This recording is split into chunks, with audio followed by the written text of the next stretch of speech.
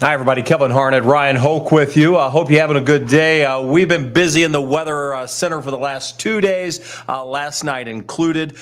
Here we are looking at what is still a turbulent sky down in Elizabethtown. We have one severe thunderstorm warning. We're going to get you through this. A lot of folks just now jumping on, so welcome in. We'll spend the next half hour, 45 minutes with you. Push alert just now going out to the Wave Weather app, and we're just going to keep you updated with what's happening in terms of the forecast. Sorry, I'm still getting hooked up here.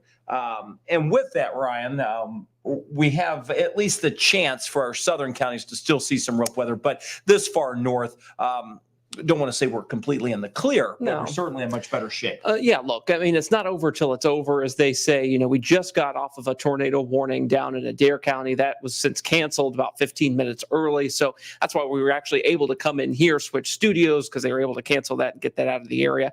This is E-Town again, as we were saying. We've got this alert day through about 9 p.m. We need to get this one storm that's just south of Grayson County to get out of here before we can really clear us out here. But you'll note that we are starting to really wind things down when it comes to our severe weather threat here. We have had, of course, some of your photos in today. If you're submitting those on the Wave Weather app, that's the best way to do it. We can put those on TV ASAP if you do it that way. From Wax, Kentucky, Sherry had some good size hail there. It looked like nickel size.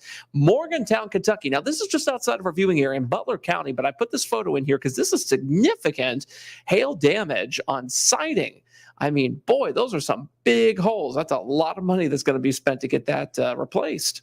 You know, that's something we often see with that large hail. You get the siding just ripped apart. If you have crops that are out, which they're not big enough yet, but it just rips those apart. Costs a lot of money when you start having large hail. That becomes problematic. This is one of the larger size hailstones, almost 2 inches in size. That's larger than golf ball size. That was from Tammy Morgan down in Greensburg. So we were tracking the larger hail with the supercells that developed today. We still have the tornado watch areas to our south, technically until 10 p.m. We even added a few counties to that within the last hour and a half, and that included parts of Boyle and Marion counties. So you can see why those storms were still strong as they passed by.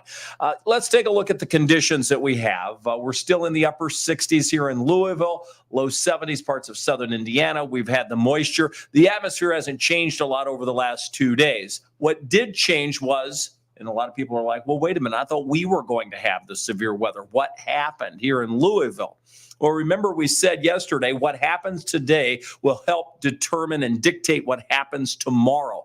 Well, that front, that boundary, moved to our south last night. You probably noticed that. We had the showers, the thunderstorms, some areas picking up over an inch of rain. In fact, we had over 3 inches of rain today alone, last 24 hours, really, down in Litchfield. And there's a kind of spot that we'll show you here shortly down in southern Kentucky that may have exceeded even 4 inches down that way. This is extreme rainfall totals. All right, you're probably seeing that one lone severe thunderstorm warning that does include areas of Grayson County just south of Litchfield. National Weather Service office in Louisville has just updated this to trim the western part off here. It still carries that tornado possible tag on it. And that basically means, okay, there's enough rotation in this to be concerned about it, but not enough, Kevin, for this to have a full-blown tornado warning associated with it just yet. And as we put sort of the velocity on here, you can see there's no really one great area of concern at this point. So that's some good news for folks in very southern Grayson County and heading into Har County shortly as that storm moves to the south and east, probably about 30, 35 miles an hour. What's bad news is it's the third time they've been hitting Sunfish and Broadway. So it's one after another with heavy rain and even the potential for hail earlier. Now it's the wind and rain. The hail threat on this is much lower than what we saw move through there earlier when it was the size of almost well, it was up into that purple color, so over golf ball size. Golf balls easily. So we have had some confirmed reports of very large hail in southern Kentucky today. Kevin was referring to the rainfall totals a moment ago, and so was I. 3.32 inches. That is an actual tipping bucket rain gauge down in Grayson County and Litchfield from the Kentucky Mesonet. Munfordville only picking up 0.38, but look just north of it there. It's going to be hard yellow on yellow to see here.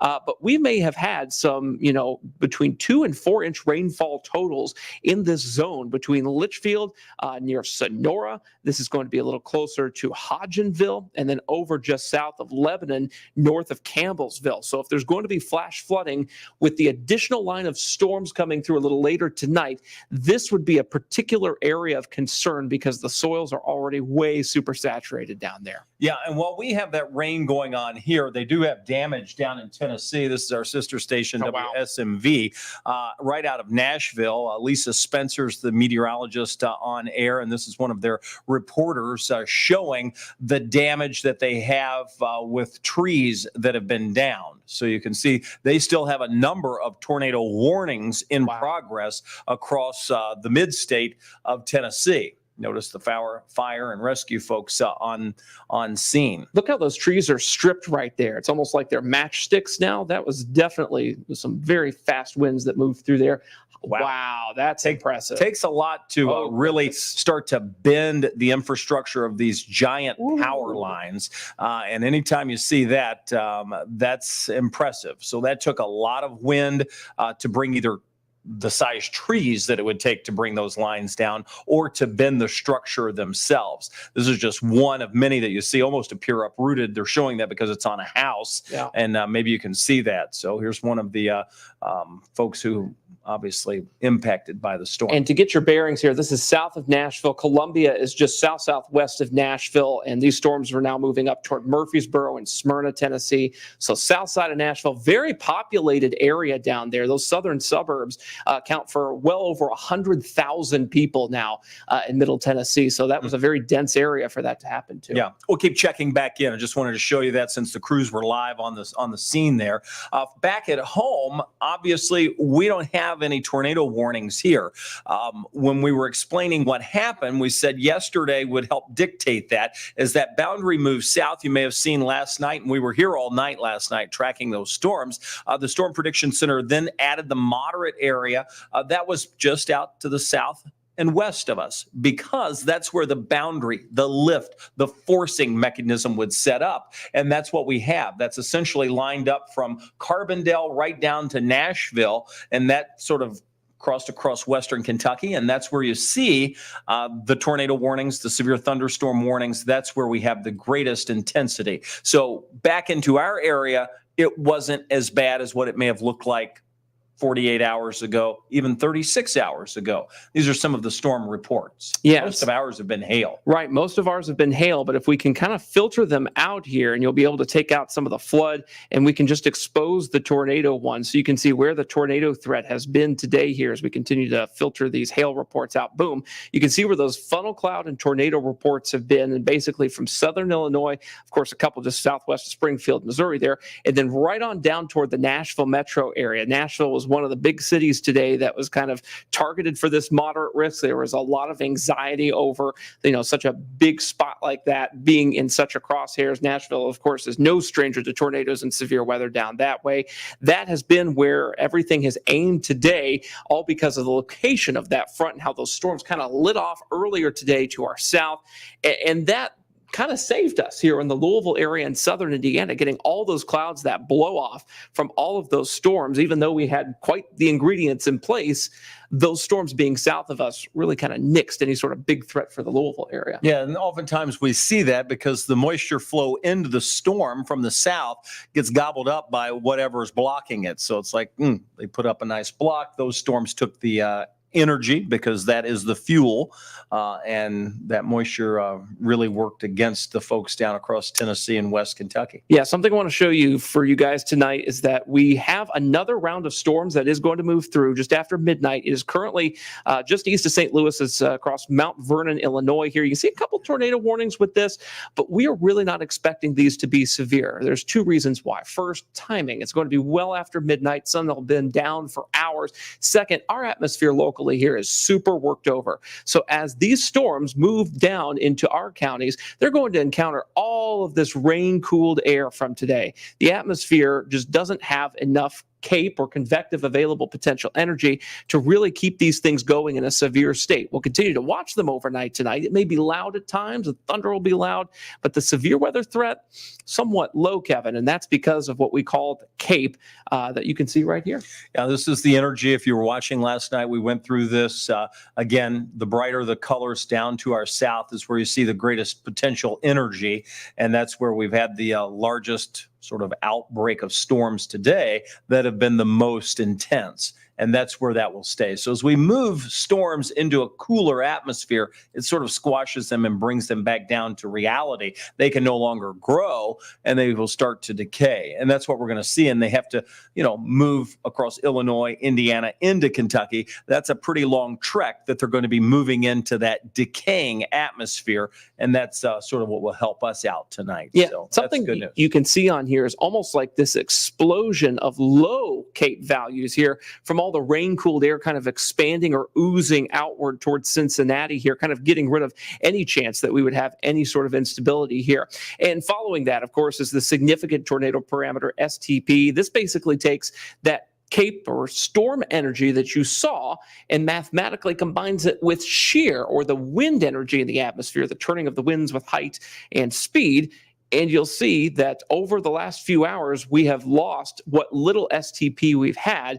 And that continues to bloom, though, in parts of Tennessee. Low-level jets starting to kick in down there. It might be a long night to our south tonight. Yeah, they're still going to contain the energy. And as long as they maintain that energy, both the potential energy in terms of CAPE and the tornadic rotation potential because of the shear in the atmosphere, and now we're increasing the low-level jet, they will likely hold on to the severe threat into the nighttime tonight, and that's going to be south of us. All right, the risk area we've gone through, hours have been progressively easing and waning throughout the day. You can see the lone warning that we have. All of these storms that developed today had lots and lots of lightning with them. Yes. And lots of rain. Those have been our biggest issues. Now, we're still going to see these downpours move through, and we'll just sort of scrub this because I didn't set pulse points. So we'll just scrub that through and show that we still have the opportunity to see heavier downpours, to still see thunder and lightning, but the risk of severe weather would be very, very limited for us and almost non-existent along the Ohio River. Areas to our south, again, it's still possible that you could see down toward Mumfordville or Columbia a stronger storm later tonight ahead of the front with the forcing. But for the most part, the chances of severe weather will be going down. And then this is by tomorrow afternoon, we even start to see the clouds break up a bit. Yeah, rest of the week looks good, guys. We do want to head back to yesterday, too, and show you, of course, the tornado survey that was completed very quickly today. This was Perry Crossing, Indiana, right off of I-65. I think this was the world's most photographed and videoed EF0 tornado in human history here. Everybody and their brother saw this thing. We had so much video come in, and the reason why you could see it so well was just because it was the sun going down. You had just enough light to hit that thing, illuminate that very skinny tube, and boy, did it do some damage. Over a dozen homes there in the Lewis and Clark subdivision west of 65. That's some pretty significant damage. Yeah, we were watching this on the radar, and this is why we do severe weather the way we do it. It's a little bit different. When I'm in the key or the chroma key and showing the storm that we're watching, typically there's the tornado warning for it. It's the reason we be on stop. The person at the pod, usually Brian, would be looking for any next threat, anything else, constantly scanning all of the storms. And if you were watching last night, you noticed Brian pointed out, hey, we're watching this area just across parts of Floyd County, just north of New Albany. Looks like a little bit of rotation maybe showing up. And then that allowed us to keep going back to that and checking in. And it was just a matter of minutes. And boom, that was the largest rotation that we had on the radar. And then finally, the Weather Service issues the warning. And then boom, the tornado touches down right over the Sellersburg area near Perry Crossing. And then it was in and out pretty quickly. So that's the good part about having a team working the radar and making sure we have every warning covered. Yeah, they had about 8 minutes of lead time, I read today from the National Weather Service, between when that tornado warning came out and when that tornado touched down. So everybody had ample time to get to their safe place. We had no injuries, no fatalities from a 60-yard wide, quarter-mile length EF0 tornado that went straight through a neighborhood. And I was seeing today, too, that some of those folks already have like roofing contractors out there putting things together for them. They were out there last night. Yeah, in the dark with flashlights. It was amazing to see kind of the community response there. And Clark County Emergency Management was on the scene. And it helped, too, that it was kind of the only tornado in our area. So kind of all the resources went right to that one spot there. Yeah, and you could just tell by hearing from the neighbors how tight our community was. They were just grateful that everybody was there. So, so that's the storm from yesterday.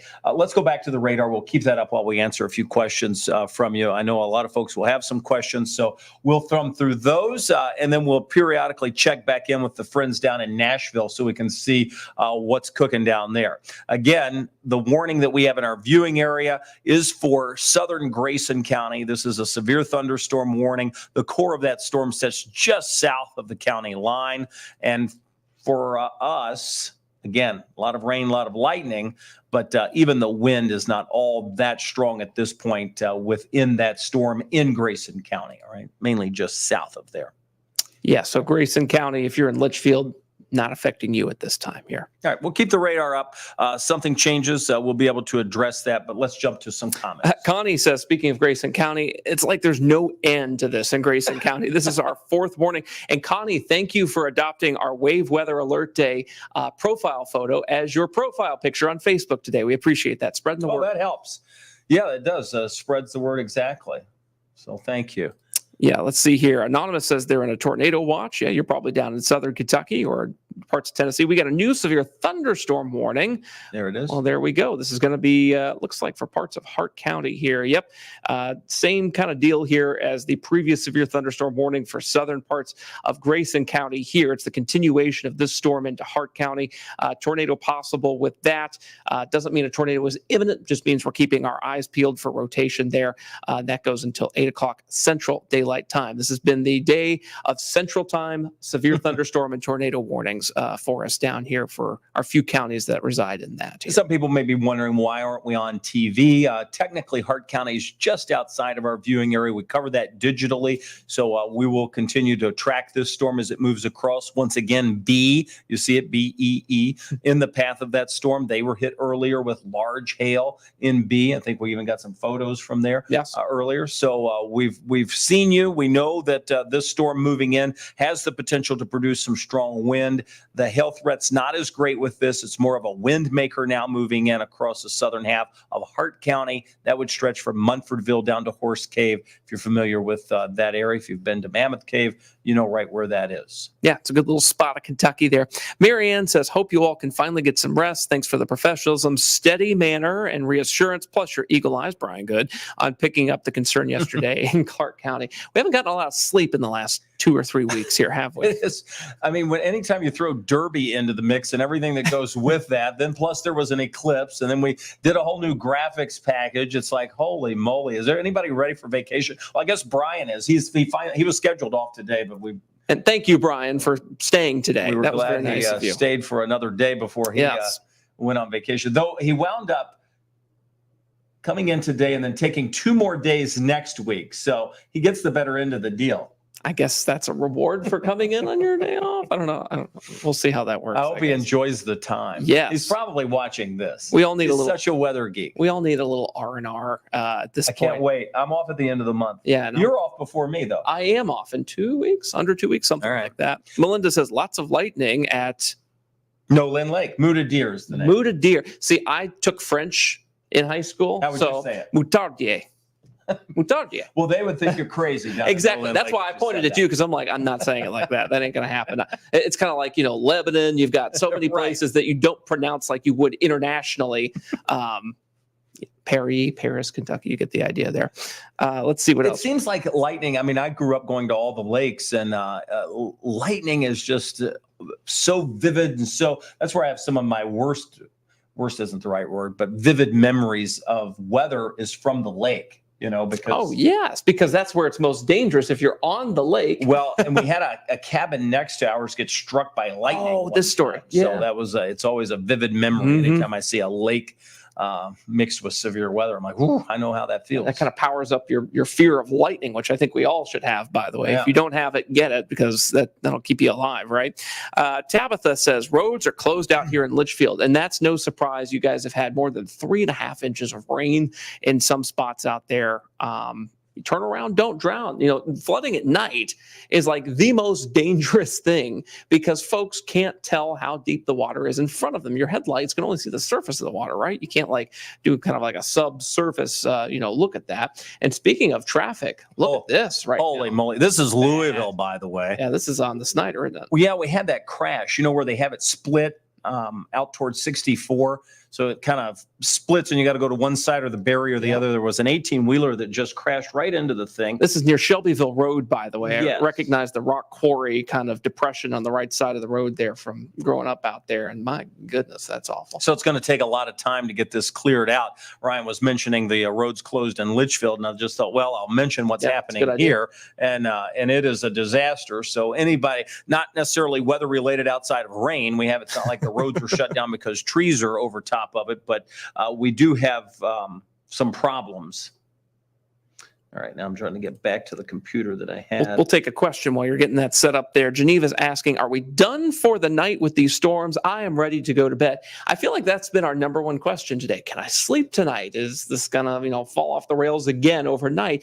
And here's the deal. It just depends on where you're at. If you're down in Southern Kentucky, Hart, Greene, Taylor, Adair counties, you're not quite finished with this yet. You will be in pretty short order within the next hour or so. If you're here in Louisville or Southern Indiana, you're in pretty good shape here. Basically, if you're north of E-Town, if you're north of Bardstown, if you're in both of those places too, you're in pretty good shape for the overnight. These storms that are going to move through after midnight, they're not going to have a whole lot of punch to them because we're going to have worked over the atmosphere to a point where we can't do this again, right?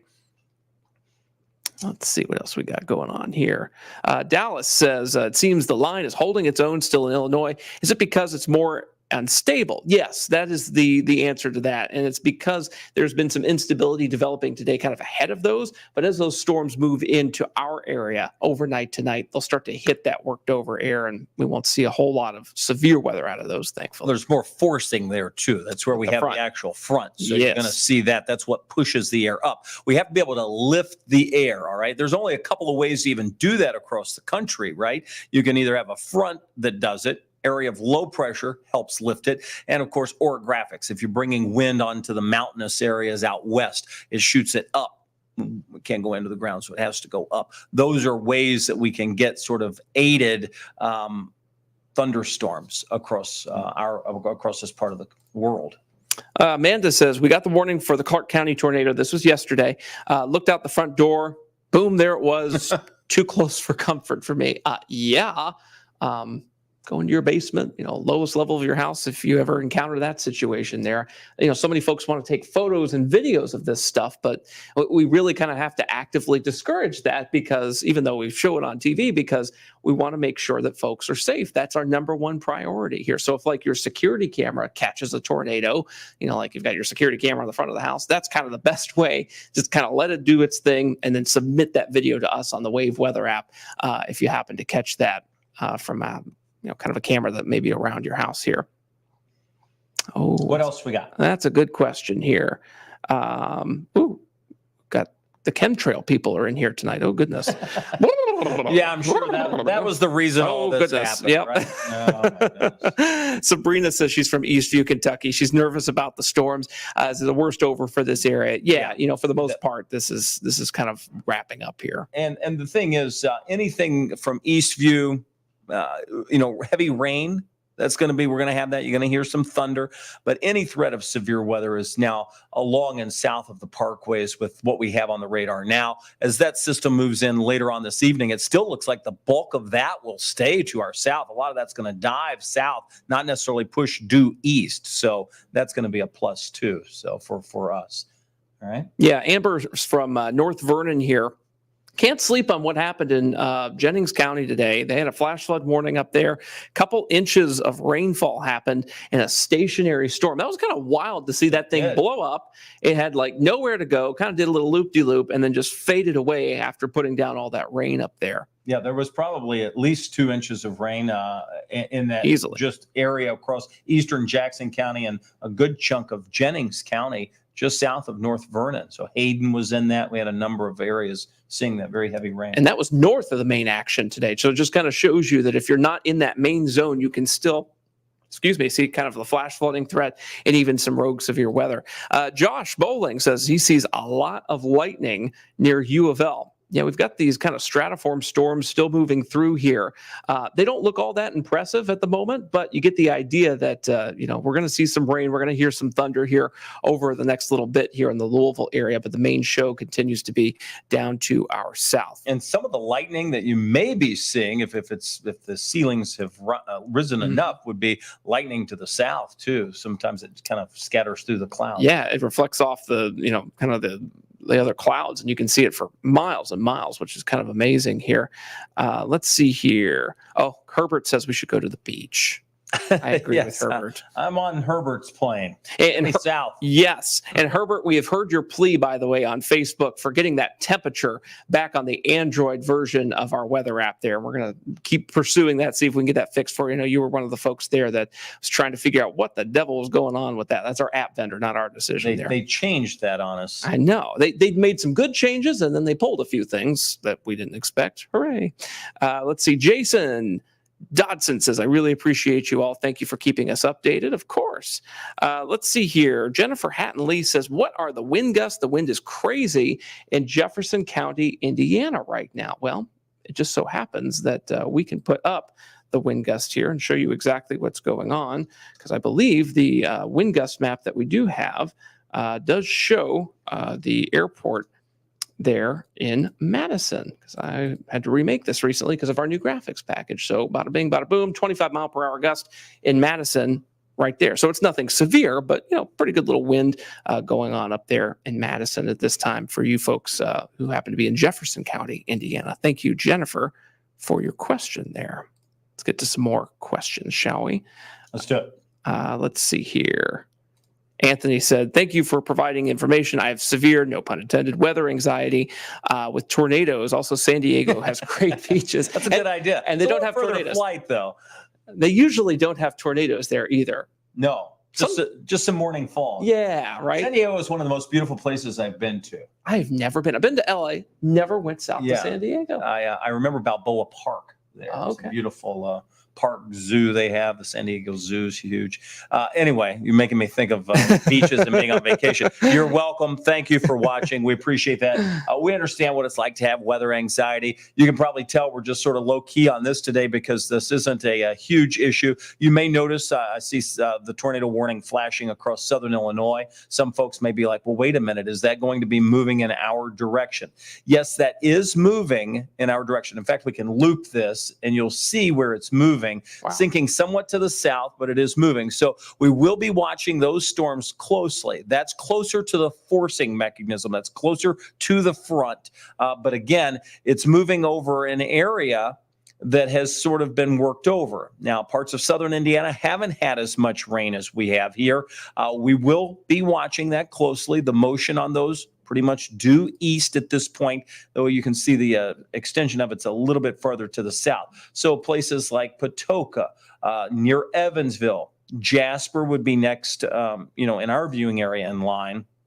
It bears watching, okay? So we're not completely shutting down the chances for severe weather. Today, almost all of the severe weather had to be out to the west of us. Tonight, as this clusters of storms move in, they will be weakening. That's just going to be the nature of as we lose the sunlight, we're losing the energy. But it takes a while for them to power down. So they have to sort of cycle down. and that's going to take a little bit of time. So we're watching what's going on in Illinois. I just wanted to point that out. And one good thing here, too, is that we're starting to see these storms really fire up in western Kentucky that may steal some of the energy that those storms need to keep going up to the north there in Illinois. We'll see how that works out overnight with the interaction there. But yeah, kind of that Boeing segment there looking kind of ugly there, heading toward the Indiana border there, the Wabash River Valley, as it were. So we'll watch it. And some people just probably wondering, well, why are they just now ticking up? If we're losing the sunlight, how are they increasing in intensity? And the reason for that is because typically at this time of night, we start to increase the low-level jet. We're increasing the winds. So that's what's going on with the storms that you see increasing to the south and back out to the west of us. Yeah, a lot of people asking about that, like Truly King here asking on YouTube, like, hey, is this stuff going to hit us? We just talked about how things should settle down a little bit with that line as it moves through, but we're not like completely saying no, that, there's not going to be anything at all. It's just, it's a much lower chance here. Audrey's asking, I know it's just outside of your viewing area. Any update on the tornado that was going north of Murfreesboro? Looked pretty bad there. We do continue to monitor the feed from WSMV, and you should too if you're in the Murfreesboro area. WSMV Channel 4 in Nashville is our sister station down there. Lisa Spencer has been on the air for quite some time there with these tornado warnings tonight. It's been a real mess in Tennessee, and that's where it was expected to be a mess today. Here was in Wave Country, kind of the northern fringe of this, and so far we've looked out somewhat compared to those folks down that way. Yeah, I mean, they're tracking like massive supercells, tornadoes on the ground. There's damage. They've got crews scattered everywhere. Again, I can pop that up for you just to show you what that looks like. You can see this is the live radar with our sister station in Nashville. They're tracking that storm moving right across Bell Buckle and War Trace. You can see the hook on that storm, the inflow coming in, and there's the rotation. And that's Manchester, Tennessee on the right. That is the home of the Bonnaroo Music Festival right there. That's not going on right now. That goes on in June, but that's a very popular spot right along I-24. She just circled it right there.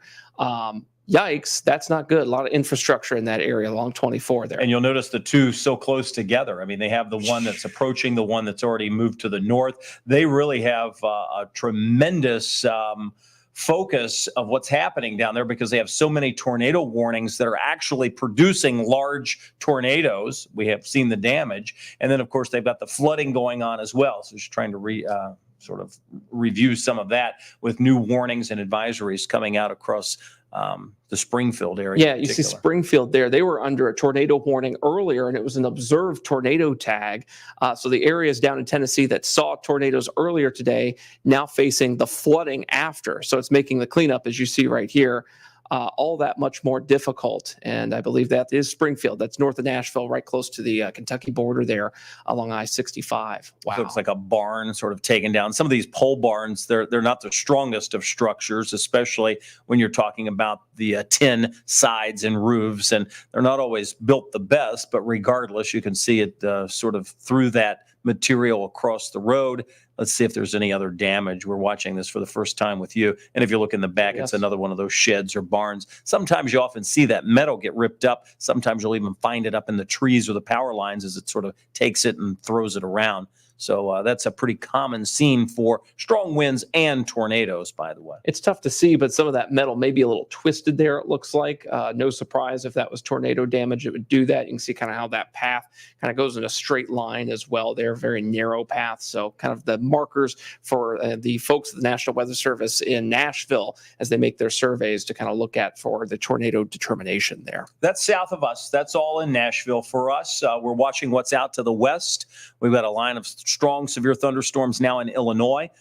That is moving closer to the state line of Indiana, southwest Indiana. We'll watch the strength of that as it gets closer. And we also have the storm down in Har County where we have a severe thunderstorm warning. That's pushing through with some strong winds. Let's zoom back into that and just give folks an update on the Har County storm. This warning goes for just a bit longer. And you can see it's approaching I-65 from Munfordville to Horse Cave. This would give the greatest winds right ahead of that line. So the winds are probably crossing I-65. That warning goes until 9 o'clock, another 10 minutes on that warning. Very little in the way of rotation on that and very little in the way of hail. But certainly we have seen the heavy rain, the lightning, and the forward push of wind. I'll be curious to see if they continue with one more severe thunderstorm warning on this. It does not look like it has enough gas left in the tank for that, but we have seen stranger things happen, especially on nights like tonight when you have so many interactions between storms with one another. And of course, if you can get just a little bit of a clear slot, boop, it can kind of pop up again for just a few scans and prompt a warning, kind of like what happened down in Adair County a little earlier this evening here. We've got so many folks commenting. I really appreciate that. We've got a question here from Amanda. Again, what is the time frame we're looking at? The storms coming in from Illinois, if they were to hold together, looks like they're moving pretty fast at this point, a little faster than what some of the models were showing earlier. Yeah, we can put a track on that. So if they're moving at 40 miles an hour, that would put them, 3-4 hours. So we're looking at like maybe one-ish. Let's see how I'm racing Kevin's mental math here with my clicking skills. Let's get that into Louisville, shall we? Okay, here we go. 12:17 a.m. Not too far off. You were within 45 minutes. When you did it at 40 miles an hour? I did it at 40 miles an hour. Close. You get a B+ for that. Congratulations. Thank you. Time, speed, and distance. It's hard to do in your head sometimes. I've been there, done that.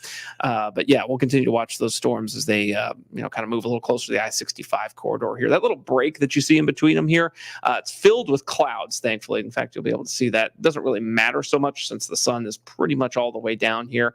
But just so you can tell kind of what's in between it, it's not like this clear, sunny setup or anything like that. So these should be on the downward trend by the time they get here. Yes. That's the good news with this. It should really turn into just a congealed area of rain and could be heavy rain, which is why the flooding issue is problematic, and especially for areas that already have the flood warnings out south of Evansville. So I suspect that it's more of a flooding issue for us as we go into the night. As time goes on, it becomes less about the severe, certainly less about the tornadoes, and more about the threat of heavy rain. Our friend Ethan from Henry County here asking, so what caused the extreme severe weather not to show up in like our immediate area? Because obviously the target kind of shifted over the last few days down to the south. All has to do with this warm front, Kevin. Yeah, the boundary was just displaced enough. Yesterday we saw the delay in the storm initiation. Two reasons sort of played against us on that, or maybe in our favor, however you want to look at it. But the fact is we had mid-level warm air. That was a little bit of a cap that we had. Wasn't huge, but it was just enough. And then we had a layer of clouds that came in after the morning rain. And that really helped to sort of ease the atmosphere for us. So everything was delayed by almost like 6 to 8 hours. Finally, it came in last night. We had the rain. The boundary did push to our south, but by that point, that's where it was going to be to initiate today. It didn't have time to move back north before initiation, and that's why the storms, and we knew this by probably 2 or 3 a.m. in the morning last night, that the storms were going to fire to our south and west. If you go back and look at our Facebook feed, you'll even see us commenting on that it looks like, okay, well, things have changed. This is where it's going to be now. And then as the morning progressed, they even took us from the enhanced risk down to the slight. And you could just tell the progression was going to be further and further to the west for that zone where we had the greatest lift. And you have to have lift. I mean, remember, we always talk about the ingredients we need in severe weather. One is shear. You need that for tornadoes in particular. And for the most part, it has to be the directional shear, not just the speed shear. There are two types. Then we need the lift. We get the lift by fronts moving our way. Sometimes area of low pressure can help provide lift. The air has weight. That weight is what you feel when you move it. I'm moving the air now. I thought he was going to slap. I wasn't going to slap, but you could feel that, right? Yes. And I didn't touch you, right? Exactly. And that means I moved something. HR says thank you for not touching me. Yes. And so that air has weight. It's wind. We can feel it. The more air we put somewhere, the more weight there is. That's high pressure. That's pressure because it's heavier, right? Less pressure, if we move the air, and I take this air and I move it over here, then there's a void. That means there's lower pressure. That air is freer to rise. When the air rises, it condenses. When it condenses, we get the clouds. We can get the thunderstorms. We can get the momentum that we need. So if we have the shear and we have a mechanism to help lift the air, we're often at least halfway through our ingredients list. The other would be instability. We have to have a way to make the atmosphere unstable, not capped, where if we were to sort of get a spark, it would take off. How do we do that? We add energy to the atmosphere. Sunlight is a big one. Yeah, sunlight and moisture too. So if you can have an injection of moisture overnight and also those are the fuel. That is the yes, fuel. And then create more instability. So you don't always need sunlight, kind of like those overnight tornado events we've had the last few Decembers. Those have been powered mostly by moisture. Toby's on YouTube. Toby Fletcher says, so rain and thunderstorms will be gone tomorrow and the rest of the week is going to be sunny? Kind of. Yeah, it won't be completely sunny, but looks good. It'll be cooler too. You know, tomorrow I took us up to 80 degrees because we're still in kind of a southwest flow aloft until about just after midday. But once we get to Friday, you're going to really feel the temperature difference. We'll be in the 60s for highs. And this Mother's Day weekend looks mainly dry, a couple of showers possible, kind of early-ish in the day, especially east of I-65 on Saturday. Sunday for Mother's Day, though, looks really good at this point. Highs will be in the 70s. We don't really have any complaints about the weather until next week when the PGA Championship's in town. And we'll watch the storms. It's scattered again. It's too early to talk precisely about what that looks like, but it gets back into more of a repetitive pattern where we see daily chances for these downpours. Highs back in the low 80s, upper 70s. Chloe says, you all are great teachers. Thank you. Thank you for coming to our TED Talk, if you will. We try not to get into all the minutia. We know that most people in here just want us to kind of roll through what's going on in the weather as opposed to giving lessons. You don't hear us talk about all this stuff on TV, but when we can sit here and have a long form conversation and take questions and just kind of keep the radar up and watch it, then we're happy to answer any questions and teach whatever you want to know. We obviously have our education in the atmospheric science realm, and we're happy to share that knowledge. Matthew on YouTube is asking, is the National Weather Service considering extending a watch of some sort for areas along 64? He's talking about, of course, the storms moving in from the west here. And at this point, I haven't seen anything about that. What you're seeing on your screen now, this is down toward Goodlettsville, so I just wanted to pop it up since they... North of Nashville there, Goodlettsville, exit just north of Nashville before you get to the Kentucky border, and boy, that's a lot of water. Oh my goodness, it flooded out that campground there, and they're just showing those images. So we're bouncing back and forth between our sister station, WSMV, and they're obviously down there reporting on flooding, tornado damage, and everything else. They've been in the epicenter of this severe weather outbreak. You see Dan Thomas pointing out some of the storms and the heavy rain. We have gotten, I can't impress upon all of our viewers how lucky we have been the last 2 days of severe weather that we have dodged some real big bullets around here. You know, we did have the one tornado, it only takes one, as they say, up in Clark County. That was an EF0, 85 mile per hour winds near Perry Crossing, went straight through a neighborhood. No fatalities, no injuries. Today, we've had one tornado warning in Adair County. Don't think it bore any fruit, thankfully.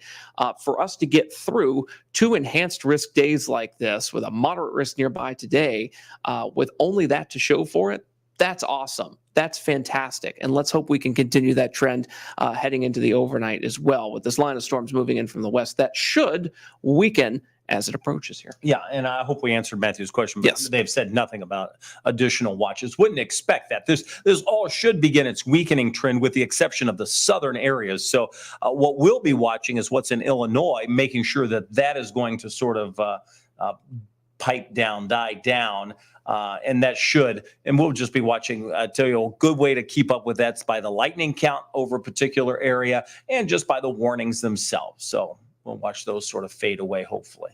Simcha here on Facebook says, does May end the tornado threat for Kentucky? We're talking more about big picture climate stuff here for the next few weeks, and it doesn't. Typically, we will stretch that even into early June. So April, May, June are our tornado months, and we can even have them later than that and all the way into the winter months at times. But we haven't had a season like this in quite some time.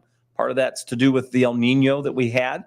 And we're still seeing a very active pattern. So there's no signs of that ending anytime too soon. Yeah, we can get tornadoes pretty much any month of the year around here. And we have. It's just there are months that are more populous than others. And you happen to find yourself right now inside that kind of maximum timing. Cody's got a good question. What does it take for a couplet on the velocity scan to initiate a tornado warning? I've heard about 3 consecutive scans of tight rotation. I actually don't know if there's like a rule on that.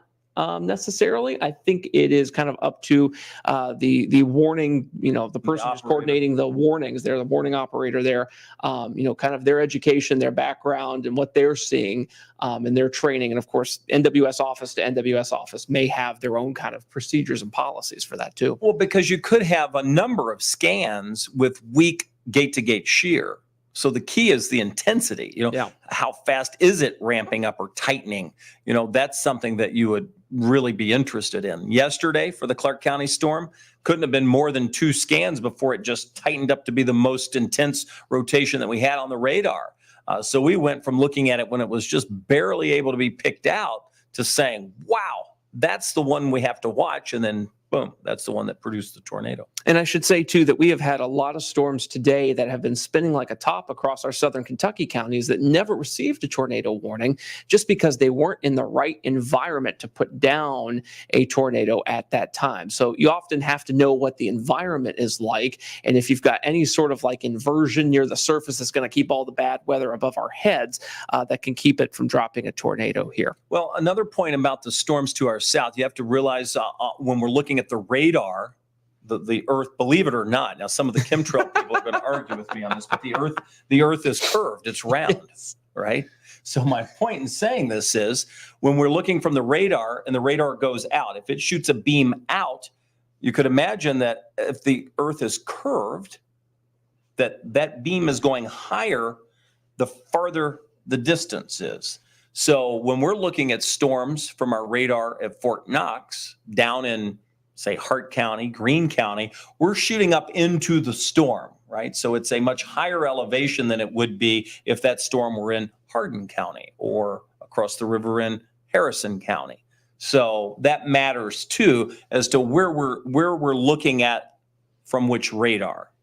Now, typically, I don't like to put up semi-negative comments here, but I think this one's important to address, and it's about alert days. Rusty Mays says, hey, alert day.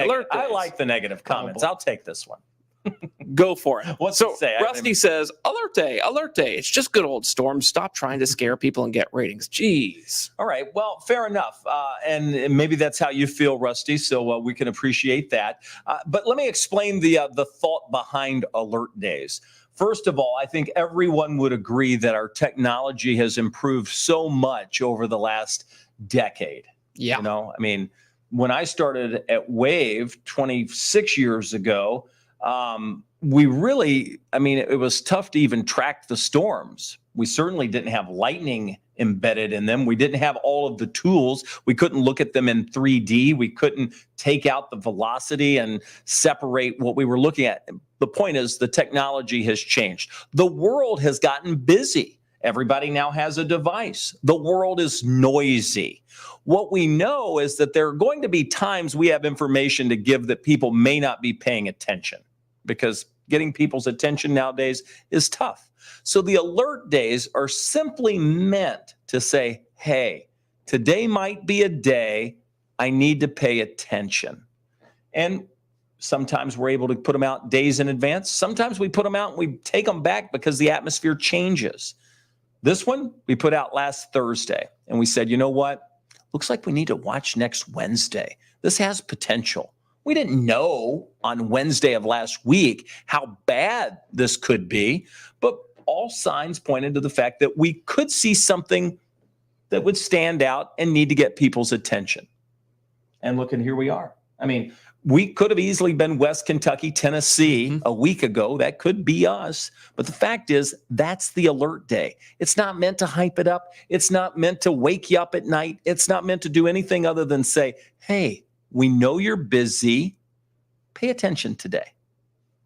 We try to use our alert days in as sparingly a fashion as we can because we don't want folks to get desensitized to them. So when you see alert day, when you see everything turn red, all the graphics that we put out turn red, that means, hey, we're putting everything we've got into this because we think this is something you really need to pay attention to.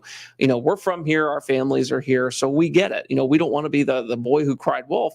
And I think we've done a really good job with the skill of our alert days, which is something we couldn't do, 15, 20 years ago. It was unheard of to be able to make some sort of severe weather prediction more than, maybe 4 or 5 days out. And here we are doing alert day 6, 7, sometimes 8 days out on a rare occasion here when these big signals in the data come in. So, we're really trying to give you the earliest alert on that. And that's for utility's sake.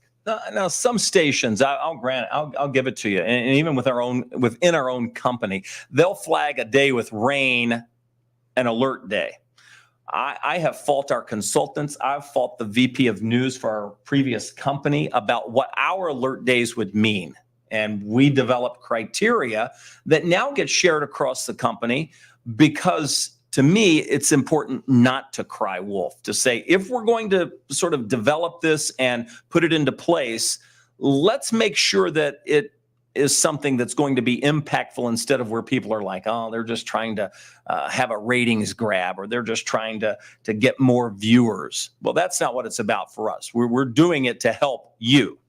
So it's important stuff. All right, we got another question here from Jacob Wagner. Can you show the direction of the storms in Illinois? Easy. I click one button, boom, there you go. You can see those storms moving in from the west there. Notice they still have quite a few severe thunderstorm warnings on them, but that one tornado warning looks like it's getting ready to expire, and that might be it for that for now.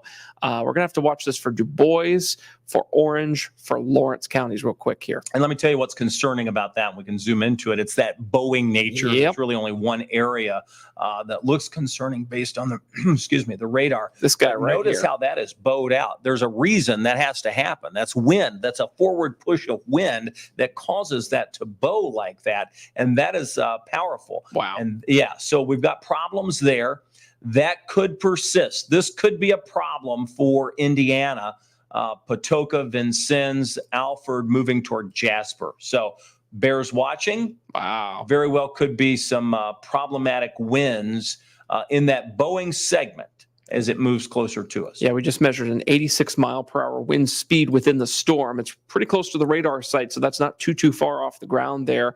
And again, that's getting ready to cross toward Patoka in western parts of Indiana. So this will be a problem. Okay, so this is what we do every day when we have storms on the radar. We're looking for things that stand out. The bowing obviously stands out. It's moving, and that will pick up speed as well because it has to keep up with itself until once it outruns itself. This is moving east at 60 miles per hour. So interstate speeds is basically however long it's going to take you to drive from just east of Mount Vernon, Illinois to basically Jasper, Indiana on 64. That exit there is going to be how long it takes. So not long at all. When we're looking at it a while ago, it was closer to 40, 45. Now we've got it bowing out. It's moving at 60. This is going to put it toward Jasper within the next 2 hours. So by news time. There you go, Jasper at 10 o'clock Eastern time here. Okay, so an hour. So an hour. So it's only 60 miles away. Right, 60 miles away, Gotcha. Going 60 miles an hour. Makes sense, right? Yep. Time, speed, and distance. But yeah, this is the one to watch. So that we'll have to keep a close eye on that. So yeah, we're hoping it falls apart. But at this point, with the momentum that has, it's going to be tough to really do that before it hits our counties here. So we may not be quite done just yet with this, but thankfully, I don't think this is going to last all night or anything like that. So no, take some time. It should begin to weaken. I mean, typically they ramp up. Yep. It's not like it's a derecho and it's going to move across 2 states. But for now, as it moved across southern Illinois, I think it could still clip the western part of our counties here. Yeah, so for sure. Bears watching as it moves across the state line. We have been watching it, by the way, but it bears keeping a close eye on. And you saw me pan the radar to the west just to make sure there was nothing behind it. There shouldn't be, and there isn't. So this is kind of the last gasp of this moving very quickly into our counties here. So Jacob, I hope that answers your question here, and we will, of course, be watching that for you. Let's see. Shania? Shania. I can't read today. Shania, is Radcliffe, Kentucky good to sleep tonight, or are we still on alert? Well, I think we still have to keep an eye to the radar. We still have storms out there, but I think everybody should be able to sleep tonight. We're not going to have a tornado threat overnight for for the area. So that's the good news. The watch that's been issued is expiring at 10 o'clock. And does that even include Radcliffe? I think it comes right up to Hardin County, but northern Hardin County, by all intents and purposes, for Radcliffe wouldn't even be in it. Yeah, because Hardin County is so tall. The southern part of Hardin County can experience completely different weather than what's going on in Radcliffe, for instance. Wave weather superfan Braden Harper says, I love how the majority of wave weather now turns red for alert days with the recent new look. Yes, we've engineered that to be red all over the place, so it gets your attention. It's like, hey, it's an alert day, so you never have to question it. You always just know. It makes it a little easier for everybody here. Let's see. Cody says, even if your alert day saves one life in a storm, it's worth it. Thank you, guys. We appreciate you, Cody, for tuning in this evening. And as always, Angela's asking, is that a derecho in the making? No, thankfully not. This is not what that is. Now, to our west, it's not. This mess down here, I don't think so either, but that would be more in line with what we would be looking for. Wow, that's a lot of tornado warnings, by the way. Is. Good. Terrible. Reef, that's north of Huntsville, between Huntsville and Nashville there, near Chattanooga. Chattanooga is going to have a really bad time in about an hour or two. That's going to be real rough down there. Our thoughts are with folks across southeast Tennessee as they are next in line for that here. See if we've got any more questions. Some folks making comments about the lightning down toward Clarkson. So, yeah, you're seeing all of that lightning to the south, and that's just where we have the greatest concentration of that. In our area, it would be Har County. Here's one from Janice. Love the alert day and info passed along. Thanks, guys. Great job. You're welcome. Thank you.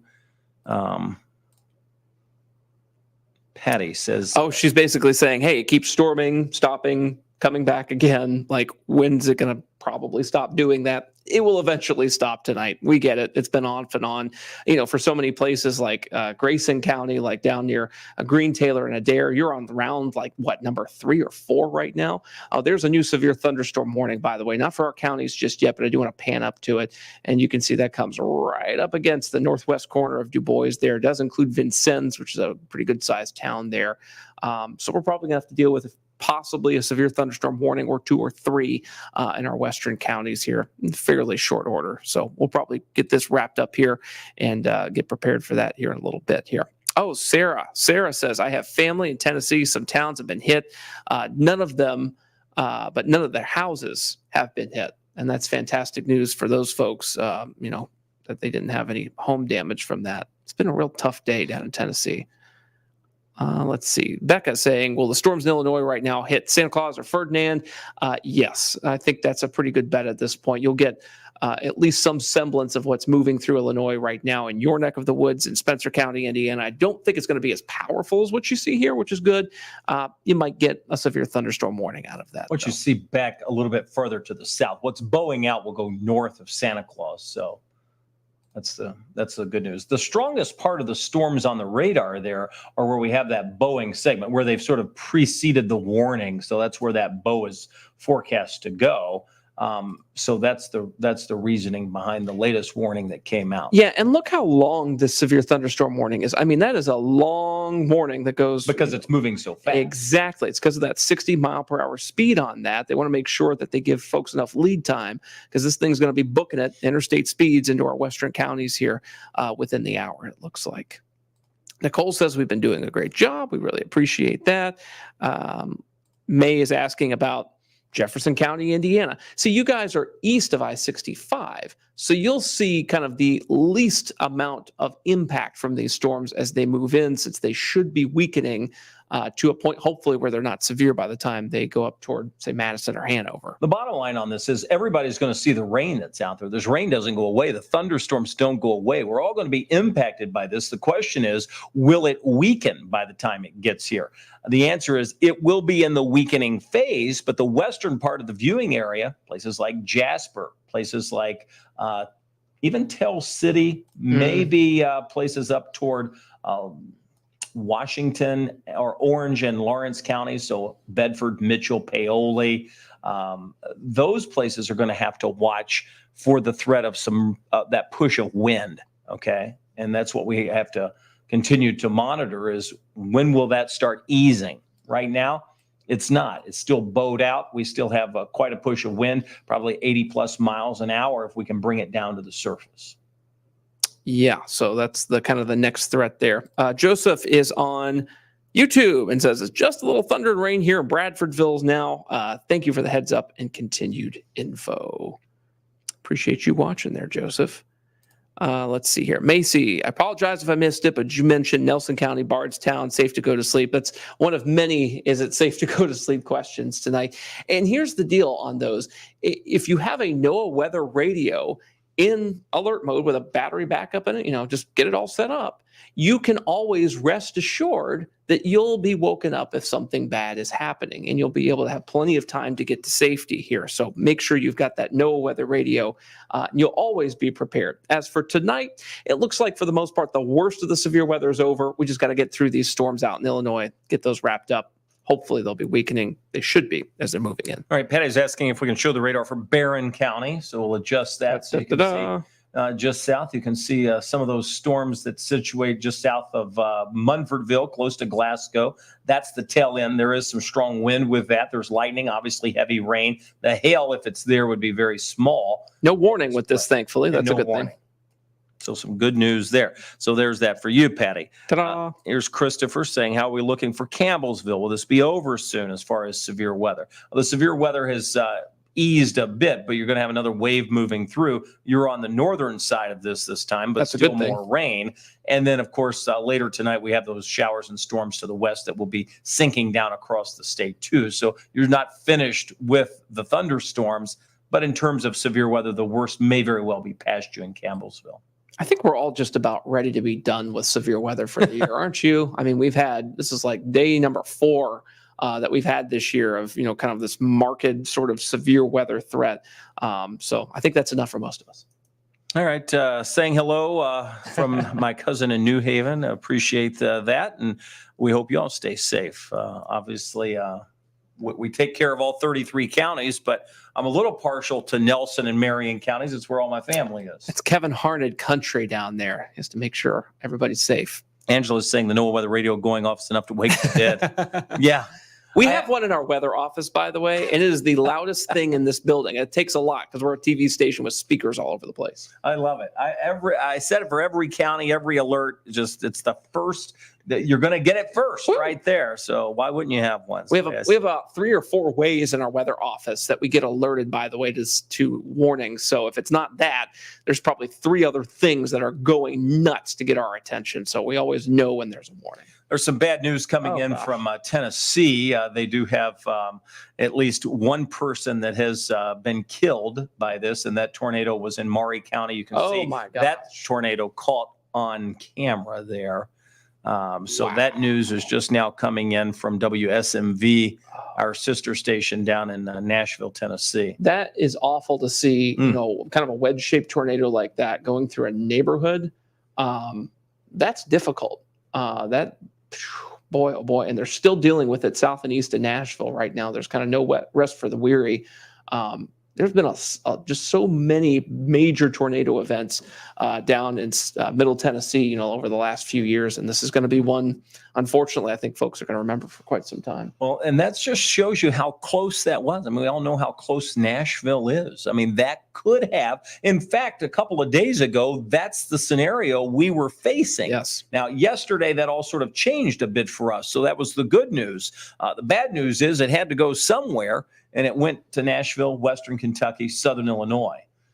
Again, the severe thunderstorm warnings are butted now right up to our viewing area, which would be Du Bois County. Jasper, not under the warning yet, but you're next in line. You're going to get clipped by this, the northern part of Du Bois County, which would likely include Jasper and Du Bois. Would be in the path of this. Let's get some wind measurements on that. Let's just take a look. Yeah, shall we? One thing I do want to point out is that the northernmost severe thunderstorm warning here is a tornado possible tag. And the reason for that is because of this little whirly gig. I'm going to circle it and then we'll get the wind measurements here. This little guy right here, that's called a bookend vortex. That kind of happens like a rock in a stream here. As these winds, kind of push this rear inflow jet kind of pushes out this Boeing segment here, you can get these little eddies that that develop on the edges, called a bookend vortex. Sometimes those can put down tornadoes. I've not seen one ever put down anything strong, but it is possible. So let's go into the storm here. As mentioned, we're going to see what the wind measurements are. If I put on my query tool here, you see that kind of bright greenish, bluish, whitish right there.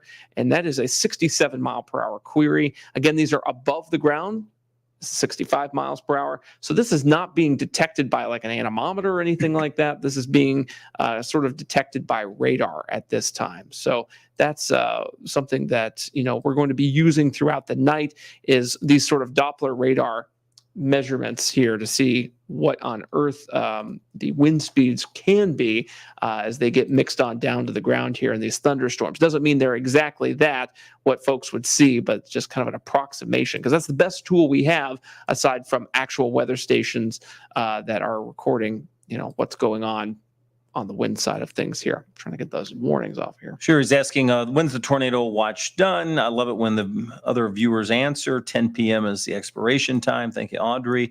And the same thing for Hardin County, which we had Darren asking. So when was the tornado watch ending? 10 p.m. is the expiration time for that watch across our viewing area.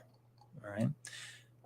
If you think we've had rain, they are measuring that rain down in Nashville at over 6, 7, 8 inches of rainfall. You can see that near Greenbrier, Springfield, Portland. Again, that's all south of us, just north of Nashville proper, but right along the Kentucky-Tennessee border. Wow. Intense rain and massive storms.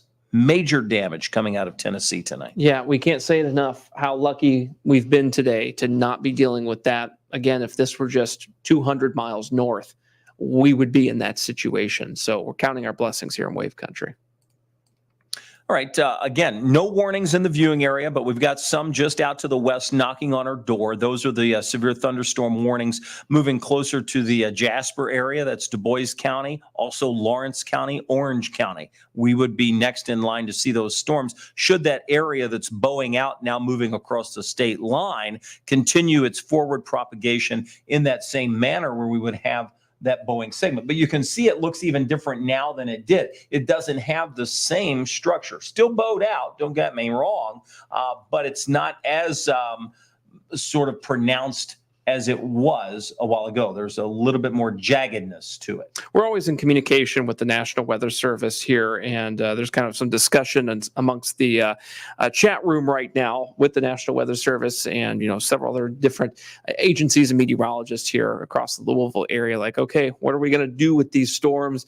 How are they going to handle them at the National Weather Service? So we'll probably get an answer from them at some point. I think that'll be interesting to see kind of what their plan is based on the reports coming out to the west. And speaking of reports, we can plot those. You can see the storm reports, and I can restrict them to just the last few hours just to get an idea of how bad the wind has been. So these are the storm reports. Let's restrict them only to about the past hour. Okay, so you can see that there have been some damaging wind reports, some wind damage reports, if you will. Let's see what, how bad they've been. So this is near Fairfield, Illinois. Again, this is the storms that are moving toward us. Trees and power lines down over a road. That is to be expected with that bowing segment right at the moment here. Let's see if we can clear that off. There we go. Let's see what else has been going on out there with these storms. Large tree power lines down. Again, this is Illinois we're talking about here. Just the storms that are moving into our area would hopefully be weaker than this, but this line of storms, I should say, has a history of that. Estimated wind gust, 60 miles per hour out there, Clay and Wayne County. And we'll do a final one here. This is Mount Vernon. This is kind of your halfway point between Evansville and St. Louis here. Report from Emping, 3-inch tree limbs broken, power poles also broken. But that's just kind of a category. Doesn't mean both of those things has happened. It means one of the two has likely transpired here. So that's kind of what has happened with those storms out to the west so far. and you'll see that the warnings come right up to Du Bois County at this time. Kevin, we were talking about MPing just then, and we have the power, by the way, to show all of these different MPing reports from all the counties that we serve here in Wave Country. You'll see a lot of people reporting rain. And I really like the fact that more and more people are participating in this because it's super helpful. It's helpful in a number of things, but especially when there's damage or when there's different precip types. So like in the winter, if we're faced with freezing rain or sleet or snow, or just rain. And did we mention hail? This was really important today, seeing some of these size. MPing reports for hail size. So you can see the sort of a guide at the top, or the legend, where you have a $50 size hail, quarter size hail, and then you get into those grays. That's just indicating pea size hail, dime size hail. So it gives us a really good idea. Just getting some information here from our newsroom. Barn fire started by lightning, potentially in Litchfield. According to the information we've just received, this may have started in the barn. It may have spread to a house. So this is going to be on McGrew Church Road there in the Litchfield area. 2 fire departments are responding at this time. So lightning fires, that is the second of 2 potentially lightning-related fires that we've heard about in the last 24 hours in our area. You mentioned Manchester. Oh, gosh, yeah. Just south and east of what they call the Bonnaroo Music Farm there in Manchester, Tennessee. And they've got flooding in Sumner County, it looks like there. Yeah, I mean, boy, the emergency crews, we keep going back and forth, by the way, for folks that are still on our live stream here. We're sort of checking in with our stations really across the country. We can do this anywhere, but this is Nashville, WSMV. That's the NBC station down in Nashville. And you can see Lisa Spencer guiding their coverage, Dan Thomas, Cruz Medina. They're all watching these storms as they roll through the mid-state there, and now working their way on off to the east. But a lot of flooding, a lot of damage, and 1 fatality now reported for the Nashville area. We're also hearing from the National Weather Service here in Louisville, kind of talking about their thoughts behind these storms moving in from the west. They are, kind of concerned about one of 2 things happening with this, much like we've been talking about. These may not hold together far east into their counties, which their counties do start in Du Bois, by the way. And there also is a concern that these will start to dive toward the south and east, toward the deeper moisture. These storms like to always seek out the easiest path, and often that is going to be where the higher dew points are. Moisture convergence. Exactly. The track would be right. So there may be a southeastern turn. They're going to see what happens there. So at this point, they don't have any, imminent plans to issue any sort of additional watch or extension or anything on that. They're still kind of in the wait and see mode, kind of like we are here. Well, and that's the thing. We just have to watch this, see where it goes. I mean, right now it's sort of on its own. It is running into an area that has been the least tapped in, but there's no real track of where this will take it. The best way for us to do that would be to look through the data, like the storm energy, potential energy, when we look at the dew points, when we look at the moisture convergence, when we look at where there would be possible fronts or boundaries set up, where will these storms go? So the idea, based on what we've been able to look at while we're on, without sort of pausing and going through everything, is that this will continue its eastward movement. There's little signs of it diving south until it gets into at least the first row of counties for us, and then perhaps it would start to pull a little south before getting kicked off to the east. But with that movement south, it would elongate that sort of bowing segment, and that would allow that to flatten out just a bit. So it would not be as robust as it has been as it moves into our counties.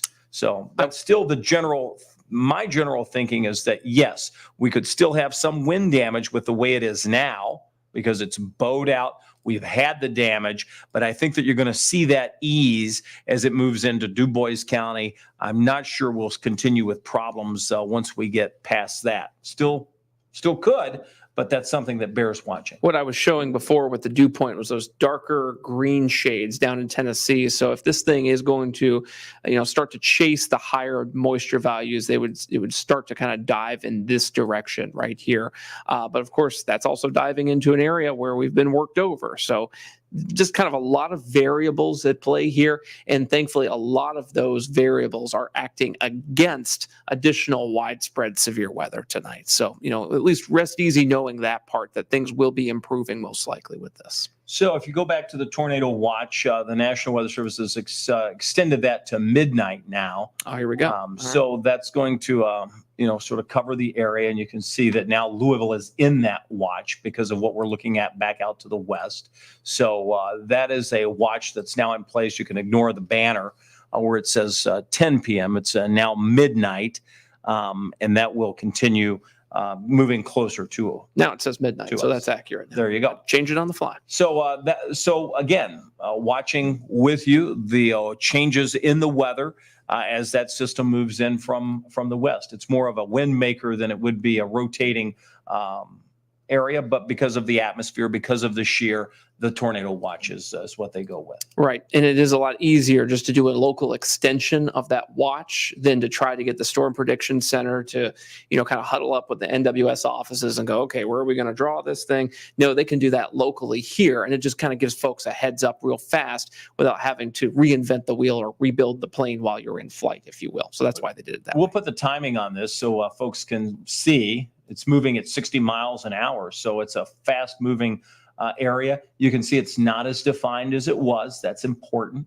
But as this moves closer to Louisville at 60 miles an hour, it's going to put it here before midnight for sure, probably before 11 o'clock in many instances. There we go. As we move it pretty much due east. So Louisville at 11:13. This puts it to Patoka Lake at 10:14. So that's about 45 minutes from now. Tell City at 9:30. Palmyra, Salem, somewhere just around 10:40, 10:50, and then over toward Madison, Indiana, at 11:30. So that's the timing we're looking at. Question is, will it still be strong? I think it weakens as it moves. I think that if we check the winds again, this is how we determine if it's in a weakening state or not. Once this weakens, it should continue to weaken. There's going to be very little that can help uptick this to make it stronger.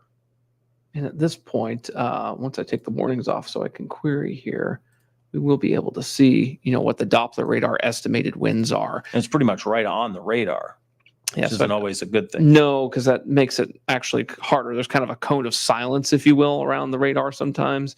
So I'm only getting like these 30 to 45 mile per hour wind speeds. So let's give it another 5-10 minutes. Let's get that thing away from the radar. I will animate this back a little bit so you can see how it's evolved over time. And that's important because the darker blues, the whites, that's the strongest wind. Mm-hmm. Notice how it's sort of eased up. That's the pocket of strong wind that's eased.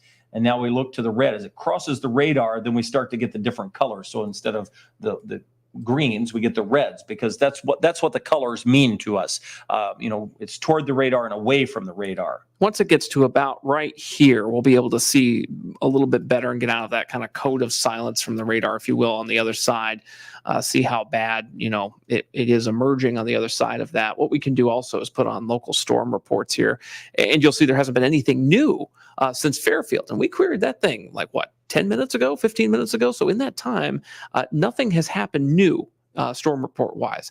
That's good. Let's hope that continues. That would probably also support, kind of the narrative of some weakening in these storms as they move toward Du Bois County here. Well, we'll do a couple of things. Let's set a perimeter so we can measure the lightning, and we'll keep checking back with that. We keep checking the velocities or the wind speeds, and we keep looking at the reflectivity. All of those will help give us, as we do it every 10, 20 minutes, an idea of, are we dealing with something that's weakening or maintaining its strength? Right now, it's still strong. It's strong enough to still produce some wind damage on the apex of that. It would be localized. It's moving through Patoka, through Vincennes. That's where we would have any damage that would be occurring. As Ryan pointed out, we haven't had any in the last little bit, or the storm reports would be popping on. We would see those from people who had reported them to the Weather Service or to law enforcement, either one. Yeah, so what I just circled there, it's hard to circle in that area because some of our interactive tools live there. That's our lightning count. So that's the number we're going to be watching. It's great because we have a brand new version of our weather graphics software that allows us to now display this constantly. And it's always a 10-minute lightning count on there. We were able to do this like back in 2012, but for some reason the functionality got stripped, and finally 10 years, 14 years later, it's back in here now. So you can see that lightning count is a little variable. It's going up just a little bit, going down just a little bit, kind of like a stock market graph. We're going to see lots of ups and downs. But if the general trend is down, then that means that the storms are weakening. Lightning is a great indicator for that. And often when we see big bursts of upticks in lightning, that's when we know, hey, we may have a severe storm on our hands, or there could be a tornado problem. Not so much in this case on that particular parameter, but more so just trying to figure out if this thing is going up or down in strength. I think we're going down. A lot more people jumping into the stream here, and a lot of people are wanting to know, hey, why have we been added to the watch? Why is my alarm going on? What the is happening here? Well, it's because of these storms we see out to the west, and we've been tracking those with you. We've been on for, how long have we been on this thing? Like an hour? 1 hour, 20 minutes, 46 seconds. Goodness, that's a long time. We're still on because obviously we've got these storms knocking on our door. Severe thunderstorm warnings just west of the viewing area. And people that are saying, well, why did the watch get extended? It's simply because of the storms to the west, and they're moving closer to us. But my thinking is they're weakening. We put some stop gaps in there, so we're going to know that in the next 10 to 20 minutes here. So we'll be able to really define that. Timothy's asking a good question because I mentioned it earlier. Why does being so close to the radar matter? There is a little cone of silence around the radar site, and it's, I don't know the exact area around it. It's pretty small, but that is why they don't put Doppler radars in the middle of big cities. There's some other reasons for that, but they don't want that cone of silence to be over a populated spot. That's why Louisville's radar is in West Point, Kentucky, basically Fort Knox area. It's away from the population of Louisville. You'll see Indianapolis's away from the center of population so that you can measure those winds better. Because if there's ever a tornado bearing down on a metro area, the last thing you want is to be like, well, too close to the radar, can't see the couplet. Oh, well, you have to wait for 5 minutes for it to get outside of that range. You'll notice the new warning coming out just to the west of Evansville. Again, that's something we'll be watching as the southern parts of the southern storms of that cluster start to energize. That'll steal some of the energy from what's north of it, okay? That just means that the moisture flow won't be able to reach that far to the north. It grabs it, it uses the energy. Still a little bit displaced farther to the west than what we look at to the north, but nonetheless, it's something to watch. We're back to our main view now that we're tracking the lightning count. It's been very stable, right around 120 strikes in the last 10 minutes here. So, stable is fine. We'd really like it to be going down, but as long as it's not surging, then we know that we're at least in kind of a holding pattern. Speaking of holding pattern, we were also waiting for this, line of storms to get past that kind of cone of silence, if you will, starting to emerge here, so we can start to see some of these brighter reds, I should say. So there's a 55 mile per hour pixel that I've queried right there. Let's see, that's 36 miles per hour. Again, this is really close to the radar site, so we're pretty far down to the ground. There's a 62 mile per hour pixel query. So with those 60 plus mile per hour winds, really just a 1,000 or so feet off the ground here. I think this is going to give, the Weather Service a lot of pause into whether, they should be extending these warnings out a little bit more here. They may very well do that based on that fact alone, but we'll see. There's still a little bit of time here. And that's the reason why the watch was extended locally. So they said, hey, I know the watch technically was in place until 9, but we've got this cluster of storms to our west. It is strong. It's still pushing in. We're going to go ahead and extend the tornado watch to include this area because of those storms out to the west. They're not going to be here in 9 o'clock, 10 o'clock. That was not going to be long enough, so they've extended it to midnight. And that's why I've kind of put on the red counties here so you can see exactly what they're looking at, why they picked the counties that they did.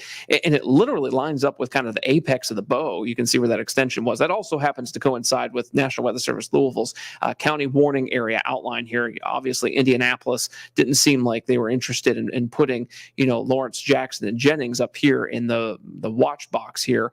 But yeah, it pretty much coincides with where these storms are, where they'll likely be. And the reason they added the ones further to the south is in case it takes that dive to the south. So if it follows the pool of moisture, it would move, while it's moving east, it would start to jog to the south.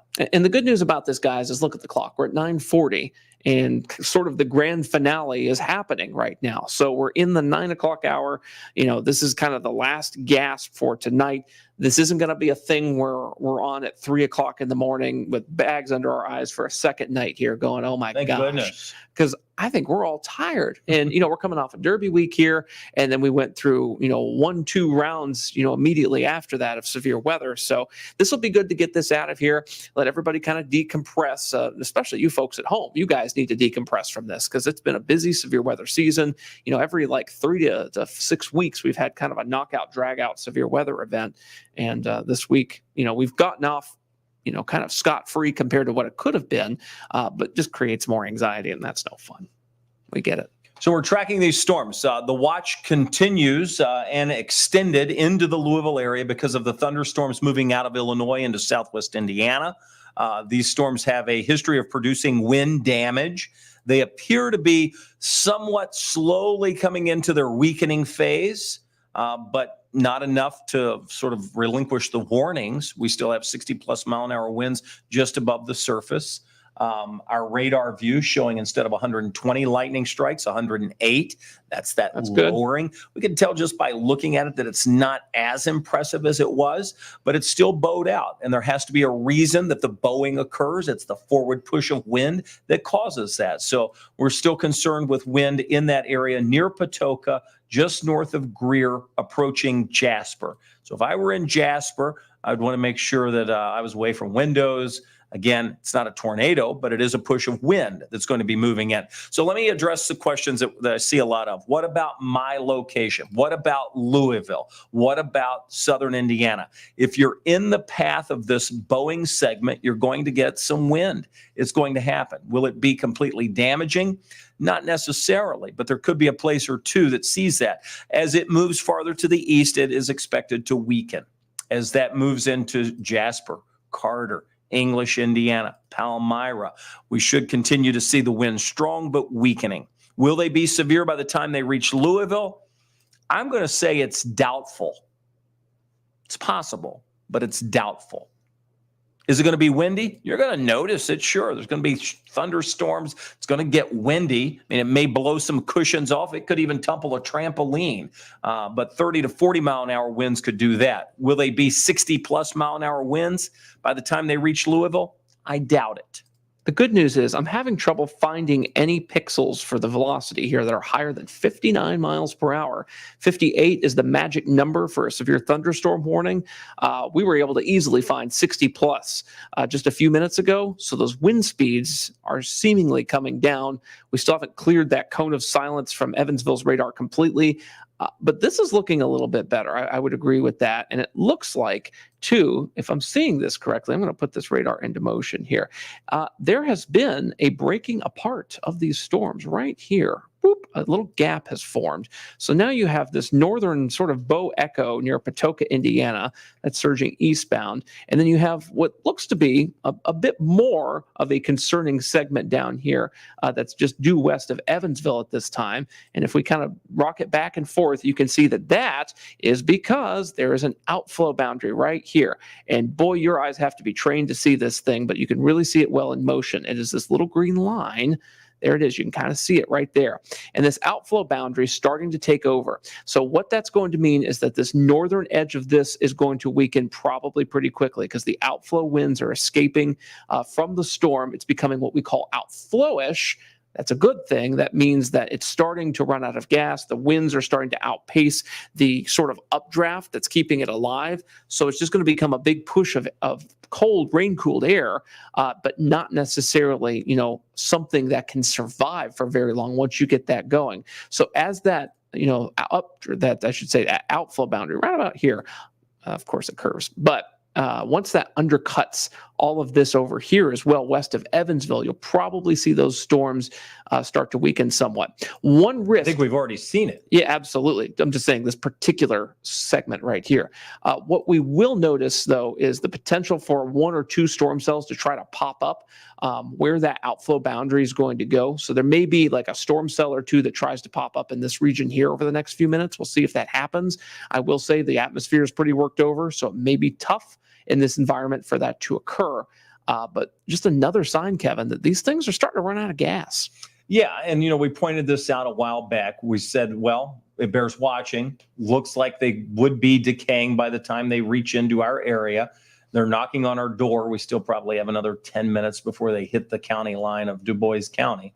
But again, it's not overly impressive. It's not something I would be overly concerned with. I'll stress again, we're going to get rain. We're going to get thunder. We're going to get lightning. We're probably going to get some gusty winds, 30, 40 mile an hour gust. That's going to be possible, but that's not severe. Let's see. We've got Quintus here on the line. Says our lights are out. Quintus, tell us where you're at, by the way, whenever you make a report like that, so that we can know where there could be a power outage here. A lot of folks still chiming in about, hey, I just saw we got under a tornado watch. What's going on? Just to kind of bring you back to earth here, there is that line of storms out to our west near Evansville that's moving in.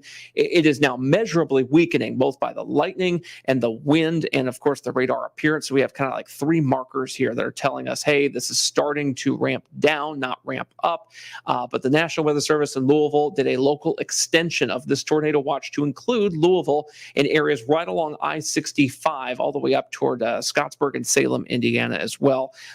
We're going to continue to see these weakening. There's not a great way for these to continue to strengthen at all, just because the sun is down. It's going into a worked over area.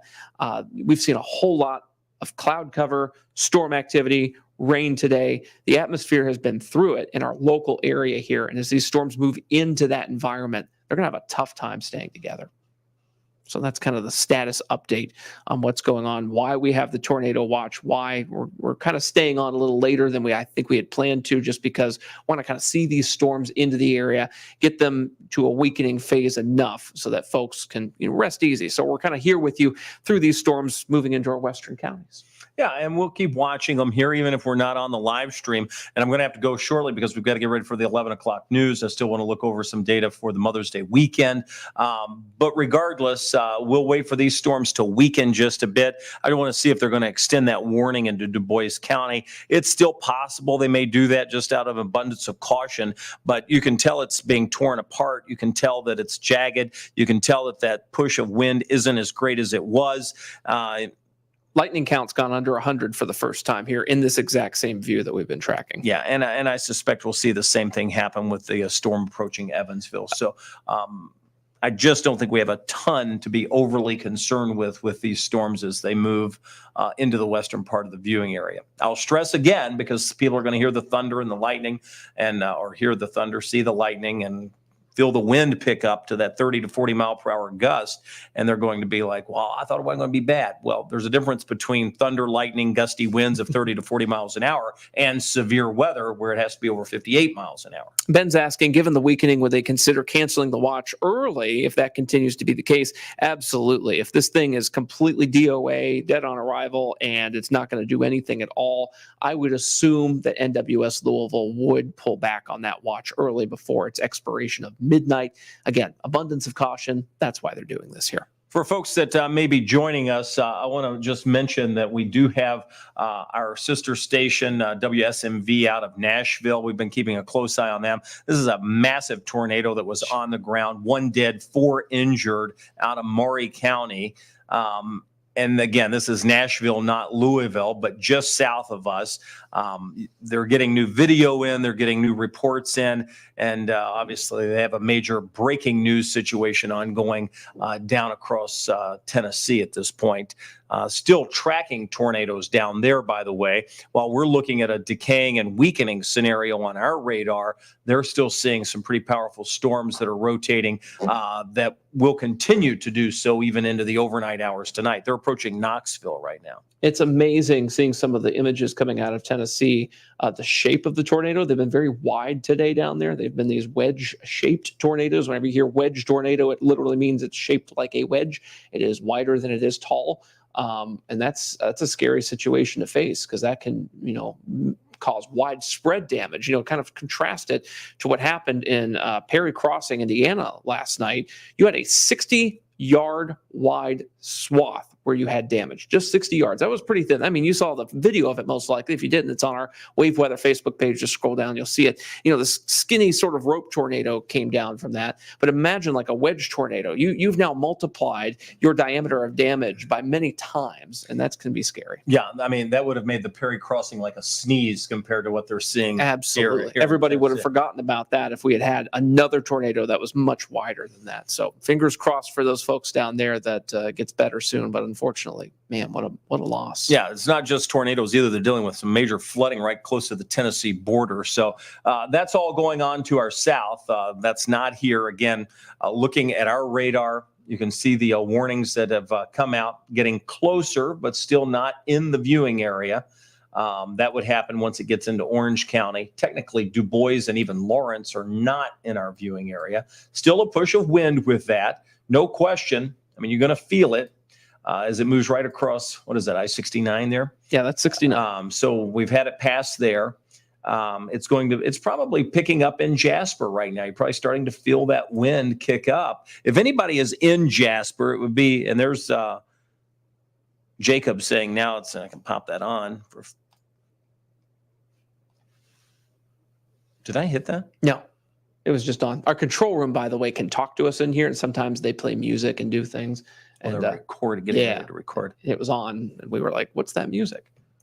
Here's Jacob. He was saying it was windy in Salem, but now it's dead calm. So Salem, obviously, a ways away, but would be in line to see some of those storms as they approach.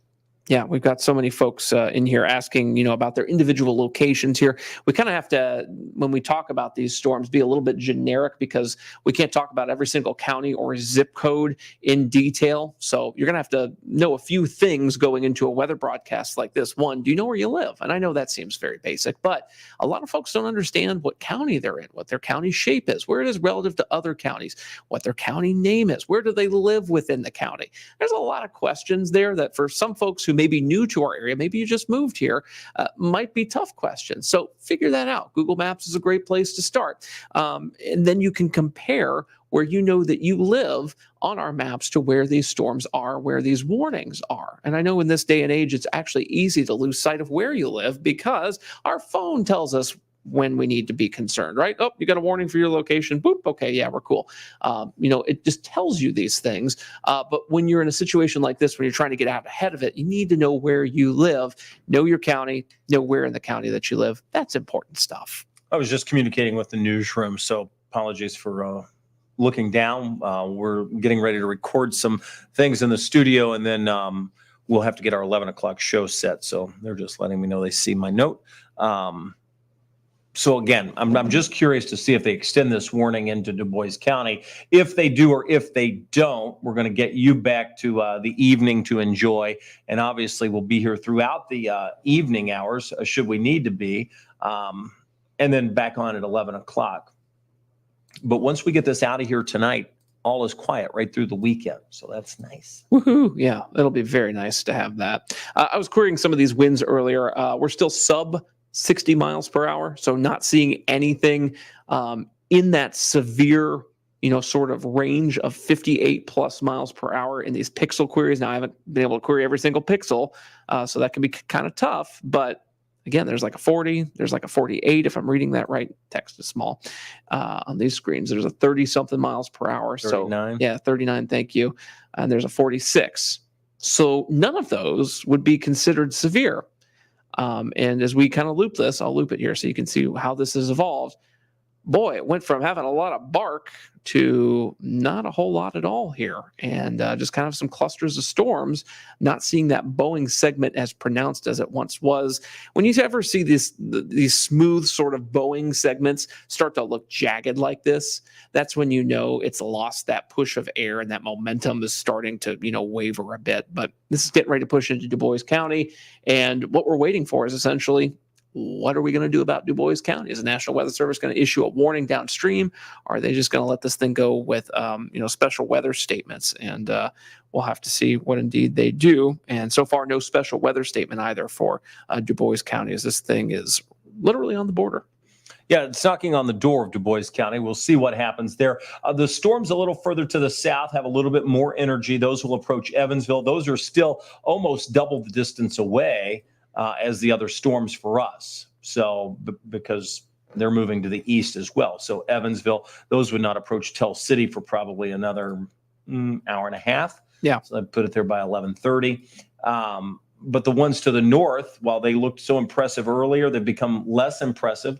They still have the ability, because they are so displaced from the ones across southwest Indiana, west of Evansville, they still have the ability to tap into some of that moisture and be strong on the southern end. So that would be moving into Du Bois County. So it bears watching. But again, the chance is lessening, apparently, as we look at this through each loop over the last 40 minutes. I want to give you a little bit of a wider view so you can see what's going on in western Kentucky here. And as we loop this once again, you'll see that there are other thunderstorms forming out that way. These are going to have the same problems as they try to move toward us. There's not going to be a whole lot of energy for these things to feed off of. You still have thunderstorms moving due south of Bowling Green here. Let's put that loop back on again here. There we go. We're on a different radar site, and it doesn't have the radar history all the way out. There we go. So now we're back on Louisville, so we can see everything. And you see how that's still kind of propagating southward there. That will affect the ability to develop storms to the north, or to at least keep storm strength going in this area right here, just because you're going to have still so much subsidence, which is sinking air, and blow off from all of these storms here. Obviously, the sun is down. That's not going to be a factor at all, and if these things will stay together. So we don't have the sun. We do have some sinking air. They're just kind of heading into a bad spot for them to survive much longer. So that's why we've been kind of, putting the kibosh on any sort of super crazy event happening with these storms moving into our counties here. And the weakening process continues. That lightning count there is down to roughly 90 strikes in 10 minutes. Looks like we're right at 91 now. So it's not going to be a huge deal, we don't think. Anthony's not too far away, situated just north of English, west or east of Jasper. French Lick is calm, watching the live show right now. Thank you. What time do we think these storms will be moving into Louisville? We will see some storms here. Will they be severe? I'm doubtful. It looks like by the time they reach Louisville, another hour 15. It'll be 11:19. So yeah, we're roughly about there. Yeah. Yes. Very, very close. And that's a 60-mile-per-hour speed that we've been putting on that tracker there. These things are booking at interstate speeds. That's why they were able to go from, the Wabash River over to Jasper pretty quick. All right. Carissa's asking, do we agree with them issuing the tornado watch for southern Indiana? So here's the deal. We have a job. The Weather Service has a job. Neither one of them are easy jobs. The Weather Service has to make that call because they're the only ones that can issue watches and warnings. Obviously, if you've been on this stream with us for any length of time, you saw us say, hey, we're watching this out to the west. It bears our attention. We saw the Boeing segment. We saw the tornado warning when it was in Illinois. And then as it moved through, we measured some winds that were over 68 miles an hour. What were the winds? They were higher than that. When we at the peak there, when we were, it was roughly that. It was in the upper 60, 68 miles per hour. That was close. We saw that and we were like, okay, well, let's watch this. This could be a problem. So we were looking at it saying this could be a problem. We've got to watch it. And the Weather Service had to make the decision. All right, well, before people go to bed, do we go ahead and flag the watch so they're not caught off guard, give them as much time as possible so that the weather radios go off, your phones go off, everything gets the warning in case they were to be strong. We're right on the edge. Another county over, we would have had severe weather. So that's the Weather Service's call. to issue the watch, and I'm not gonna disagree with them. And even if I would, I probably wouldn't do it publicly.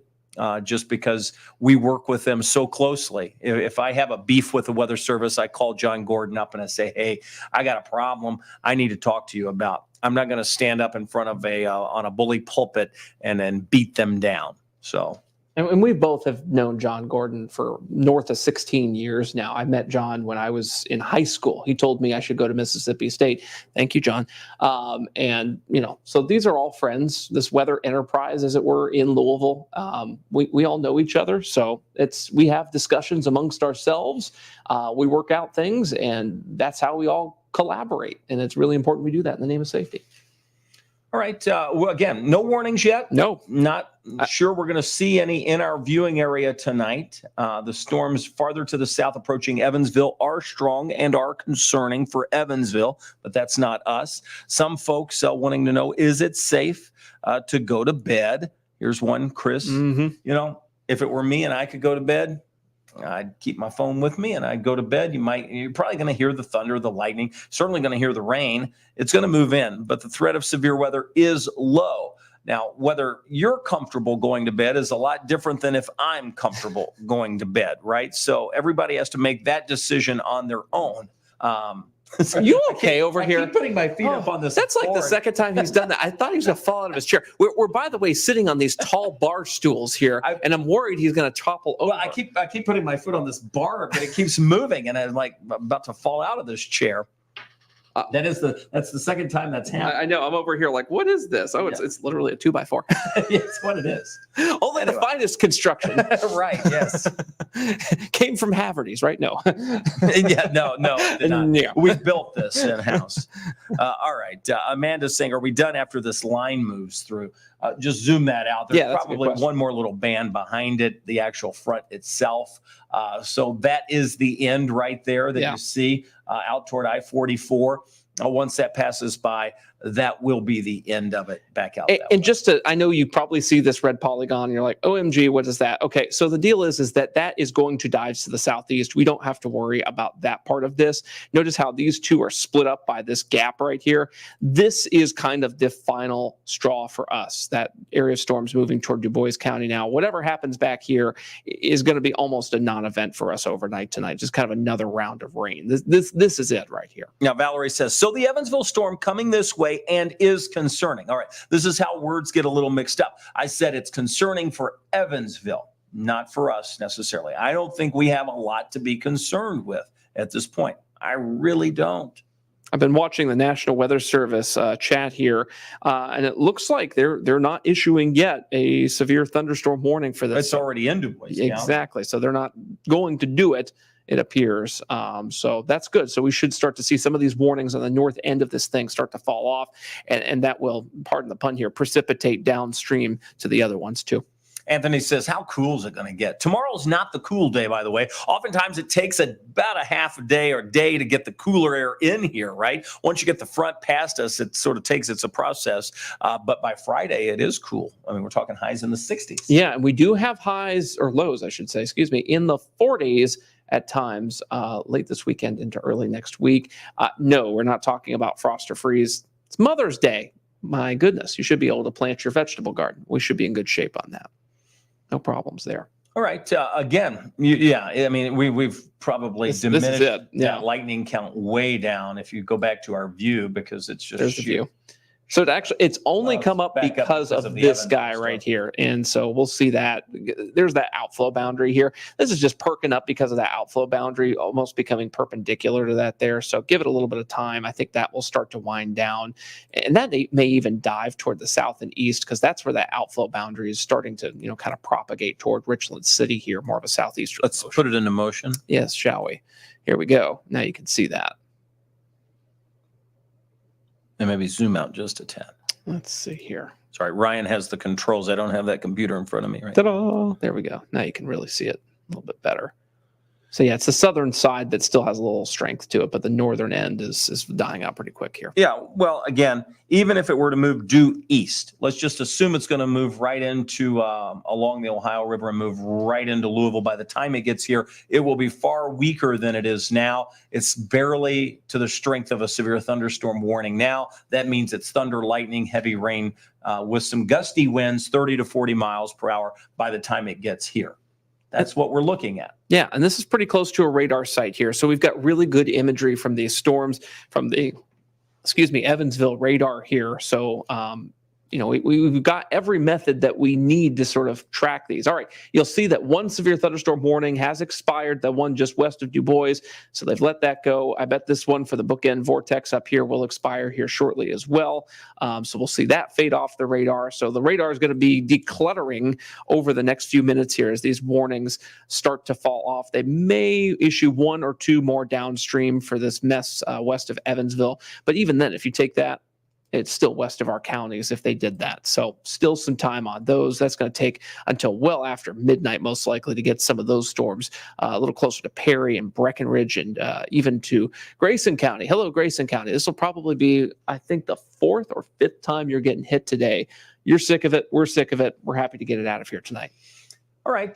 The reason, and some folks are just jumping in asking, well, why the watch again? And the watch was extended to include Louisville, Bullitt, several other counties until midnight because of this mess that we have just to the west of us. This is ahead of the cold front. So this is different than what we've been dealing with all day to our south. That's been along sort of like a boundary that was put out last night. Mm-hmm. We'll just... well, it's not quite a warm front, but it's similar. It's just a boundary to our south. This is the front. This is the cold front. Out ahead of that, we get the showers, the thunderstorms. This will move in. So we're going to see this. You're going to get rain across Indiana. You're going to get some gusty winds and pockets, but not everywhere. And you're probably going to get some thunder and lightning in many places. Certainly going to be able to see it.